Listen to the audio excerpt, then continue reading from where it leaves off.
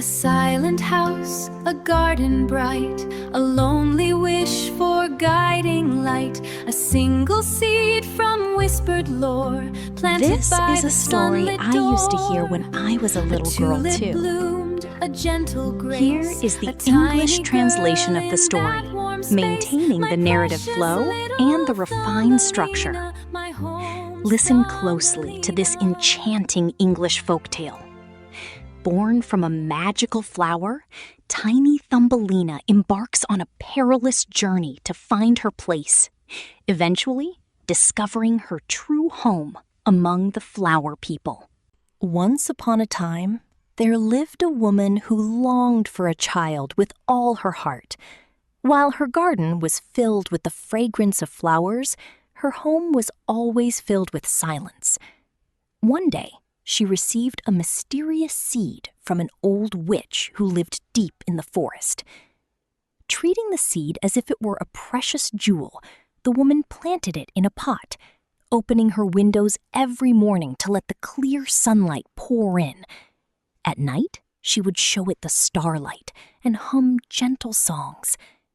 Then, one morning, a magnificent, large tulip bloomed, as if by magic. As the woman carefully opened the petals with a fluttering heart, she found a girl, as small and lovely as a thumb, sleeping soundly inside. With tears in her eyes, the woman held the child close, and from that day on, the girl was given the beautiful name Thumbelina. The woman's house changed completely.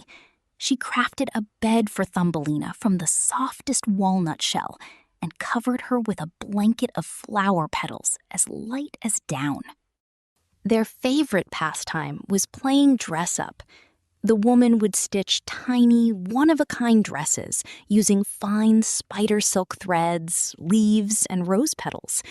Some days, she dressed her in a white dandelion outfit dusted with morning dew. Other days, a red rose dress that mimicked the glow of a sunset.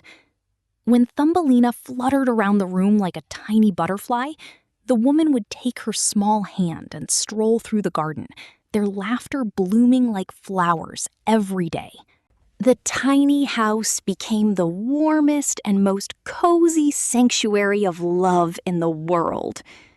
One night, while the moonlight shone softly, a large toad crept through the window and snatched the sleeping Thumbelina. When she came to, she found herself trapped in the middle of an endless pond, sitting on a narrow lily pad. "You must become my son's bride," the toad's coarse voice boomed. Thumbelina did not give up.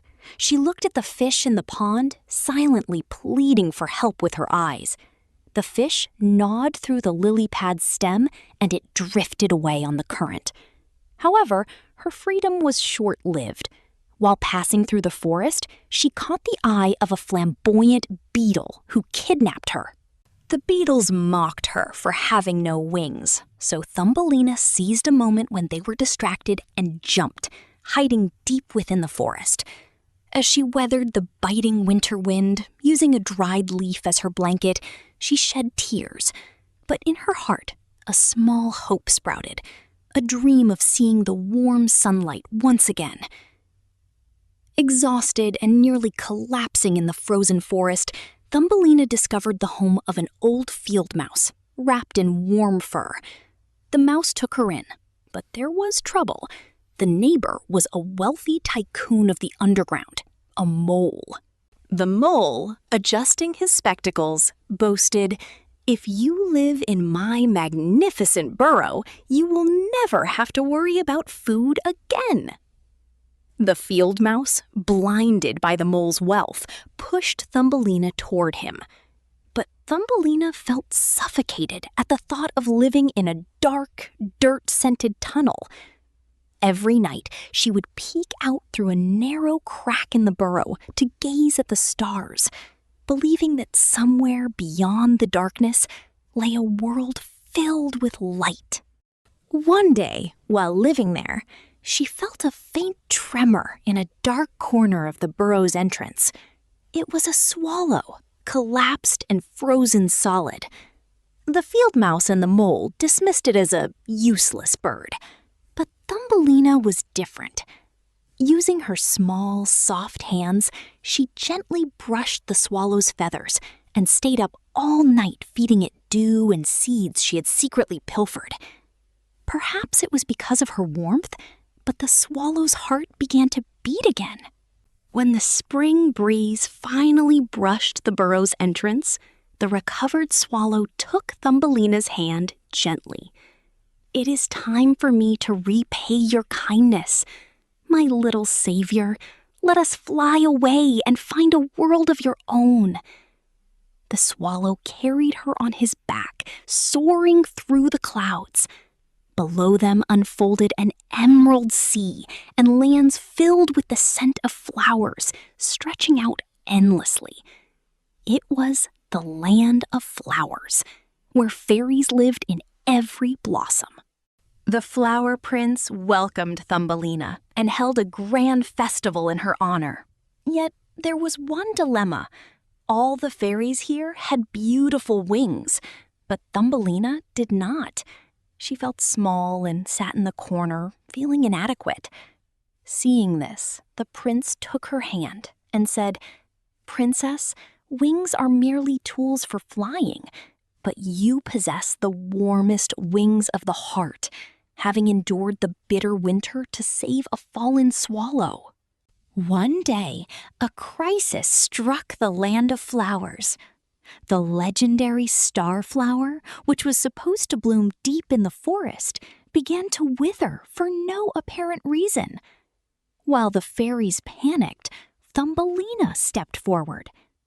Remembering the cold winter nights she endured in the toad's pond and the mole's burrow, she whispered to the flower, "It's okay, hold on a little longer."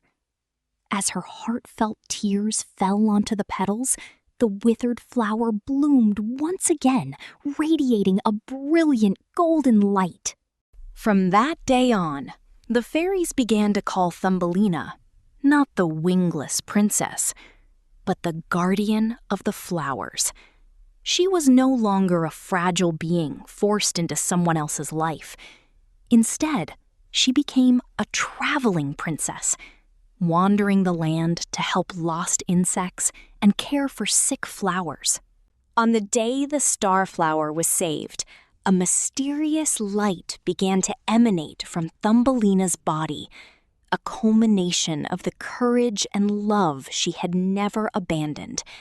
With the prince's gentle encouragement, beautiful, transparent wings sprouted from her back. They were wings she had grown herself, more radiant and brilliant than any other. Thumbelina fluttered her wings, flying side by side with the prince. Wherever they flew, fragrant pollen scattered like snow, bringing vitality to the forest. There were no more lily pads or dark burrows, only an endless blooming garden, a beloved prince, and her loyal friend the swallow.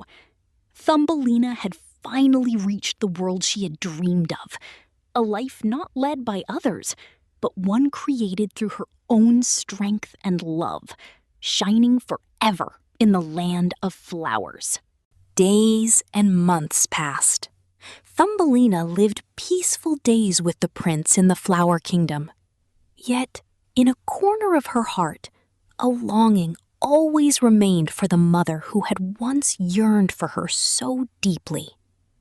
One day, the kind swallow, having heard of this, flew to the flower kingdom. "Thumbelina, your mother waits for you every day by the window, gazing at the flowers with such a sorrowful heart."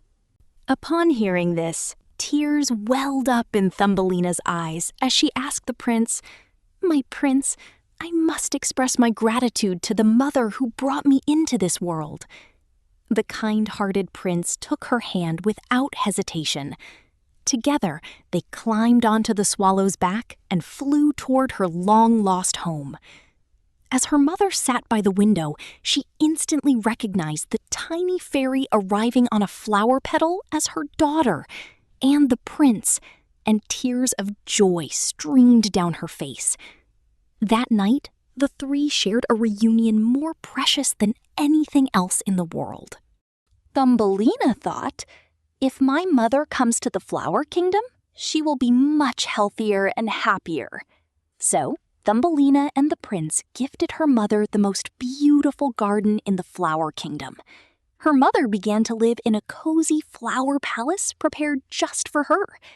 Although the flower palace was already grand, it transformed into an even warmer and more inviting home under her mother's gentle touch. In the flower kingdom, her mother became a storyteller to the fairies, sharing the beautiful tales of the human world. Once upon a time, in the world of humans, people would make a wish whenever a rainbow appeared in the sky.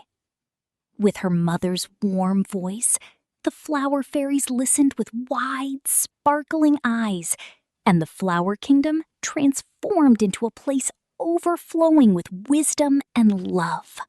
On the night of the Petal Festival, the greatest celebration of all, Thumbelina gifted her mother a dress made of the most exquisite petals.